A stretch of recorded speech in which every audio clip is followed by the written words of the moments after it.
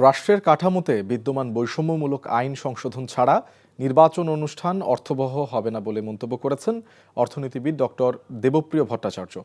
বাংলাদেশ চীন মৈত্রী সম্মেলন কেন্দ্রে একটি কার্যকর বৈষম্য বিরোধী আইন প্রবর্তন শীর্ষক নাগরিক সংলাপে তিনি এমন মন্তব্য করেন। ভিন্ন মতকে আঘাত করা বৈষম্য বিরোধী চেতনার পরিপন্থী বলেও মন্তব্য করেন নাগরিক প্ল্যাটফর্মের আহ্বায়ক এবং সেন্টার ফর পলিসি ডায়ালগের সম্মানিত ফেলো ডক্টর দেবপ্রিয় ভট্টাচার্য। অনুষ্ঠানে অ্যাটর্নি জেনারেল মোহাম্মদ আসাদুজ্জামান এবং নাগরিক সমাজের প্রতিনিধিরা ত্রয়োদশ জাতীয় সংসদ নির্বাচনে অংশ নেয়া প্রতিটি রাজনৈতিক দলের ইশতেহারে বৈষম্য বিরোধী আইন প্রণয়নের প্রতিশ্রুতি রাখার আহ্বান জানান। তিনটি বিষয়কে আপনারা জানেন যে খুবই গুরুত্বপূর্ণ হয়েছে। একটি হলো বিচার, একটি হলো নির্বাচন, আর একটি হলো সংস্কার।